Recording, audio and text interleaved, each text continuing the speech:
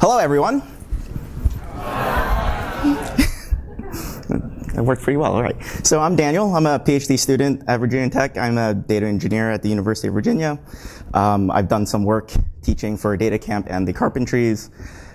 Jared has literally doubled my work trying to start this conference and made me do this talk. I'm involved with the DC meetup system here, so if you guys you may have seen me around. I am also today's event photographer. I do some scuba diving stuff, snowboarding stuff, and then I do some Python stuff. Like Jared mentioned, I've talked at a bunch of this version of this conference at in New York. So originally in 2015, I talked about using Shiny. In 2016, I talked about testing your code. And then in 2017, I talked about all the random tools or skills you need to do data science.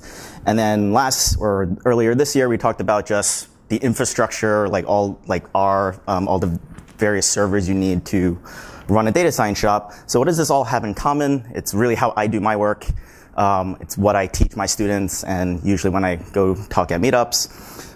And it all revolves around just how do you work together with multiple people, and then how do you know the things that you run are correct. And so today's talk is really about structuring your data science projects, because I really just want stuff to run.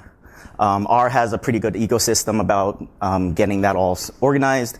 And if you really think about it, many people have the same problems, and the more you think about it, you realize everyone just converges to roughly the same solution. And for today, it doesn't matter where you are in your R learning path. Hopefully, you learned at least one thing. That's usually the goal for everything I talk about. And at the end of the day, I just want stuff to run at the end, the first time around, right? I don't want to mess around with stuff. So the dataset we'll be working with comes from Hadley Wickham's Tidy Data paper, specifically the Billboard dataset. And it's cool because if you go to that repository, he actually has the raw data, the raw Billboard data, and then the R code itself that he used to tidy it. So we'll be working with that. And so this begins the tale of two dialects. That Tidy Data paper was originally written before the Tidyverse came around. So we'll take the original code and kind of translate it into modern-esque Tidyverse code. So the first thing for me, if I really wanted to run Hadley's code, you might end up writing something like this, clear your environment, set your working directory, and then below is the code that Hadley had. You can also see what I have highlighted. There's a lot of columns involved in this data set, and, Hadley actually has it all written down. And then at the end of the day, down here, he converts everything into ASCII text, do some string replacement, rename the columns so it just says WK and then the week number, reorganize the data frame, and then some of the songs. So these are like songs in year 2000. They're just really long, and we just make them a little shorter so they fit on the screen. And so you end up with a data set like this. You can see for a given song, you have its ranking, Billboard ranking from week 1 to week 72, I think.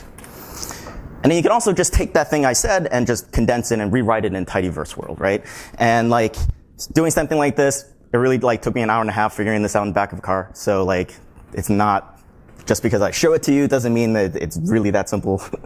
But then the nice thing about Tidyverse is you no longer have to specify all of those columns, right? You can just say I want all the columns from here to here, and then it saves you a lot of typing.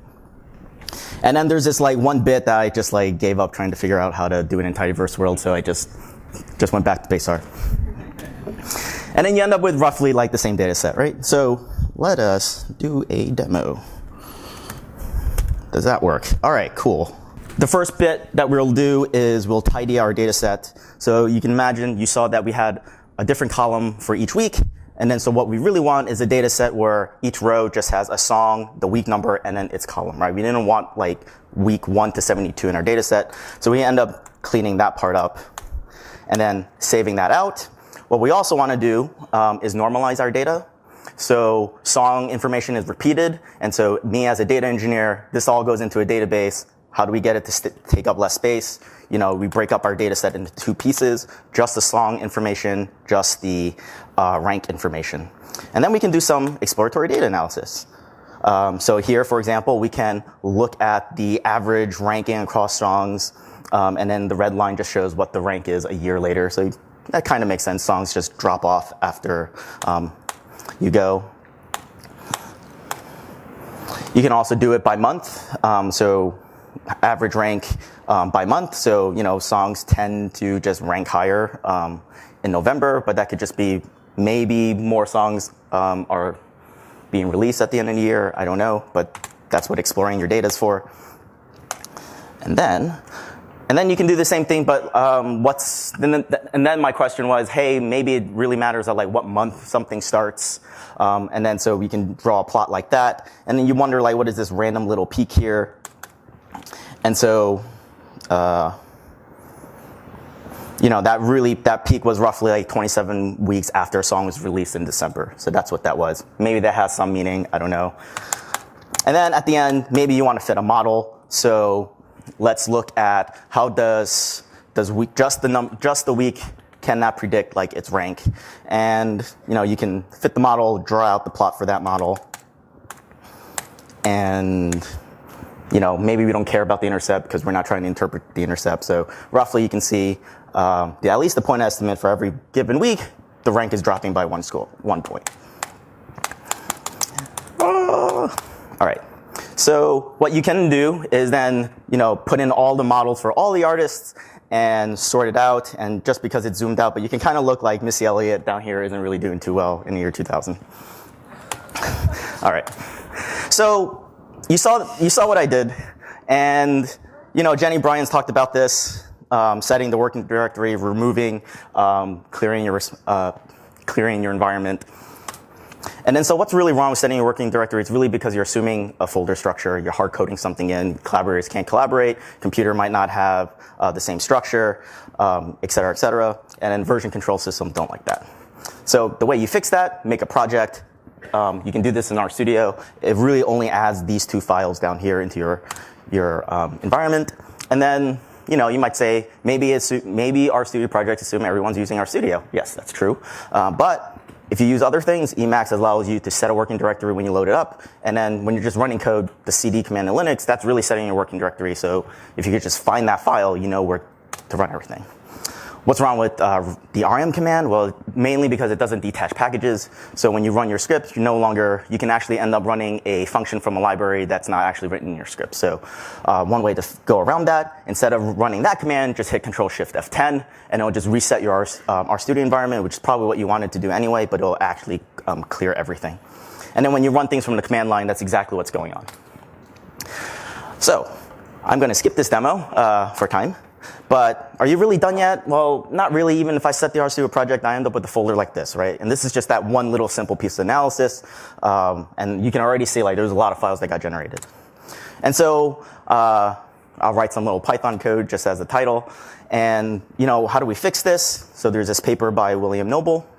And he says, hey, maybe you should structure your folders something like this, right? Like here's an idea. And then what we do in our lab is we do something like this. But basically what you really want is you have a data folder, a place to store code, place to store output. In this case, also a place to store your functions. Having a README file is really nice to have. And then, you can just make subfolders as needed.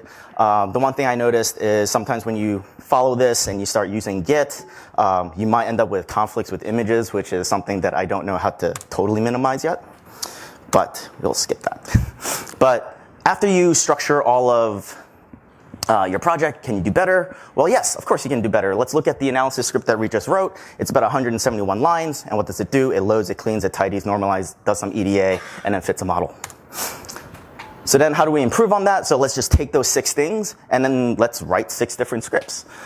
This way, if all you care about is the figure, you don't have to run your entire data analysis pipeline. You can just run the little bit of code that just generates your figure, right? You don't have to say like, hey, take this script and run lines 1 to 20 and then skip down to line 300 and then run that line, right? Like you don't need to do that anymore. And it should be pretty obvious, just like what Major Mike and E-Rob had talked about. It's pretty obvious what order you're supposed to run this stuff in. And you can give it to someone else, and they probably will have an idea of like, hey, where do the plots come from? Well, maybe the EDA script, right? And so we'll skip that demo. So what else? So Rachel Tapman, a couple of weeks ago, gave a talk here in DC R Ladies community. So she runs the Seattle R Ladies group. And she gave a talk here in DC about putting together a data science portfolio. And so this is totally from her slides. So what you want to do is, like, you'll have a project and you just want to be able to show that, like, you know what you're doing, right? Break your stuff up into pieces. That's all great. But the one thing that, you know, she was able to put into words and I couldn't really convey was, you know, avoid, like, when you go into a meeting, no one really cares about all of the data processing code that you have. So when you have like a giant R Markdown file and you're like, okay, that's great, just go to page 20 because everything else was just me cleaning data. You really just want to come into a meeting and be like, all right, here are my plots, and then just people can talk about that. And if you really need the code, which R Markdown gives you, it's just the code for the plot. So someone is like, what is this X, what is the actual variable being used? Well, at least you have some documentation about, like, what's the actual variable being used. And so that's where knitr comes in. So you can see, like, we still have everything in multiple pieces, but only the things that, you know, you might want to take into a meeting, we'll make those the R Markdown files, those instead of, like, the entire thing. But sometimes working in knitr in RStudio projects get weird because of working directories. If you haven't noticed that, if you try to knit a document, it by default thinks that the working directory is the actual knitr file, and kind of the whole RStudio project thing kind of falls apart. So how do you fix this? So Jenny Bryan wrote this package called here. It's based off of this package called rproject_root. And so when you wrap a file path around the here function within here, it has a set of heuristics that tries to find, like, what the root directory is, right? So we have this R project folder, and it actually knows to look for that R project folder. So now you can actually say something like, you know, you don't really have to change your code. The file path is the same, and then you can put it in your knitr document, and you can click knit, and things work, and you don't have to have, you know, this weird commenting out of, like, this only works if I'm clicking the knit button, or, like, this only works if I'm running the knit command in the command line.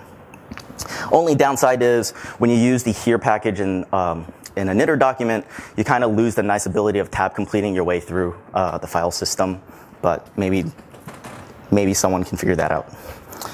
So I think I might actually have saved enough time to show the actual demo. So what we have here is, you know, this is a little nonsensical. At least the first one is, like, I'm loading a data set just to write it out. But the trick to this is each one of these scripts, the first thing that you do is really just loading in some data that the previous script dumped out, right? And, you know, you don't do this, like, at the first time. You might actually write this all out in one giant R script like I showed you in the first time. But then when you go back and you start cleaning up your code, you'll end up breaking things up this way, just because at the end of the day, you might just want to rerun the figure and not the entire pipeline. All right, so this stuff is it's really flexible. Just, you know, tweak it as you need. So if we end up down here to the R Markdown files, you know, it's the same amount of code. It's the same thing. Now we just put everything into these R chunks, right? And if you, all of this code is all on the GitHub, so you can actually click through and look at it in more detail. But what I ended up doing is just running the entire analysis through the tidyverse dialect in R. And so now you have this nice situation with using here and here. So you can say, like, now, if I really click knit before, it's going to assume that the working directory is this knitr analysis billboard EDA folder. But now I can say, like, hey, I can still specify from the root directory, right? After I built out my folder structure, you can see I had an analysis folder, a data folder, an output folder. So now, because it knows that this RStudio project exists, I can just specify, like, hey, the file exists under analysis, billboard EDA, 04 models.rmd, right? So that's what all you have to do to make the here function work.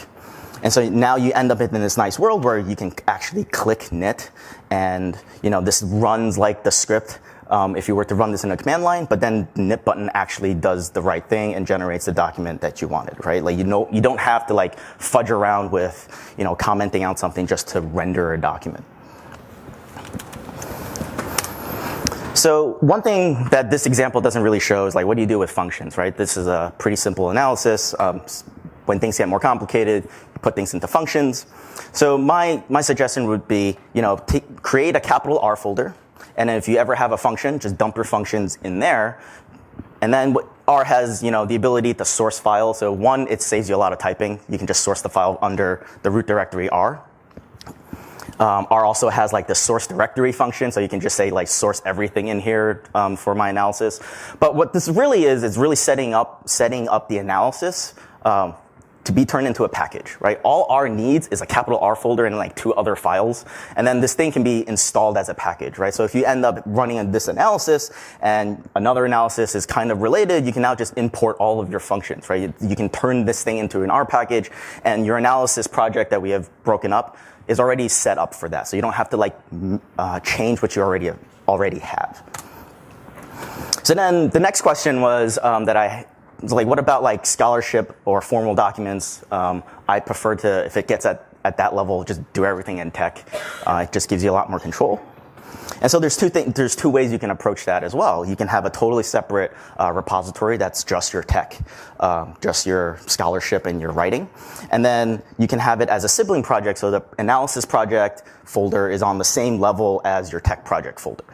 And then if you wanted to, because you have like this output folder, because everything is, everything is all nice in your tech document, you can, go one directory up, go into your analysis folder, and then under output, which is where all your figures are, you can just insert figures that way, right? Another way you can do it is like a child project. So you'll have your report, and then you somehow link in your analysis folder inside that tech project, right? One way, if you're using Git, is you can use Git submodules for this. But even something as simple as like a symbolic link or a shortcut, this works as well. And so, that works as well. And so if you're on like a Unix system, you can create a shortcut that says, I'm going to create a symbolic link. Here's the folder that I want the link to. And then this dot just says, I'm assuming that I'm in my tech folder. And then your code doesn't really change. You now don't have to say one directory up. You can just say like, hey, just go down this file path and insert my figure there. So then, the knitr button puts by default, if you're generating these reports, the output or the HTML or the PDF, it's in the source file location. That's pretty annoying because I wanted stuff in the output folder. Why stuff in the analysis folder? And so the solution to do that is under the R Markdown library, there's a function called render. And then there's this parameter called output directory. And then you can just say, hey, when I click knit or when I run the render command, like take the output and put it in this folder. But then you might end up in the situation where like, okay, I'm running like the render command from the command line, like there's just all these commands to run. If I have like 6 scripts, like I have to type all of this stuff out. So you could make a shell script and just runs everything in order.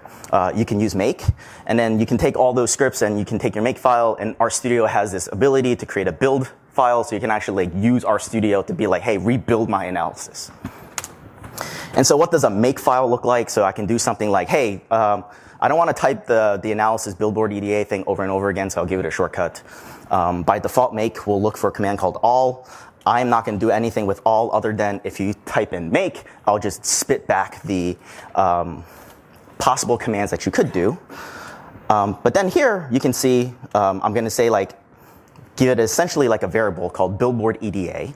And when I say make this, these are all of the commands that need to get run, right? And you can see like this make file becomes self-documenting, right? Like how did you do that? Well, like look at the make file and everything is like listed in the order it's supposed to be run. And then at the end, it's kind of nice to have like a clean thing. So like, delete the intermediate data sets or your figures so you can just rerun everything in a clean setting. And so my last demo. What does this look like? So in make, you can say make, and you can see like I just said, it'll just spit out my commands. I can then say make billboard EDA, and it'll just run through all of those 6 scripts. And then in here, you can see that all of my plots and figures would have been dumped out into the output folder that way. All right, so in sum, use R. Like I said, doesn't matter where you are in your R learning career, you can always, hopefully you've learned something. And then slowly, as you can always add a little bit more structure to your projects, and then hopefully you'll end up in data science, data cleaning, nirvana. So since these slides are posted, I've just linked to a bunch of resources. If you care about like, hey, that slide deck looks cool, how did Dan make it? Uses something called Remark.js. Like I said, a lot of people who think about this all converge into the same, roughly the same ideas. So Jenny Bryan, John Miles White, John Blischek, they've all tackled this problem in many different ways, and they've also all written about it. And so for that, I would say thanks. This is my dog. I've had him for 2 years. He just turned 4. And that's it.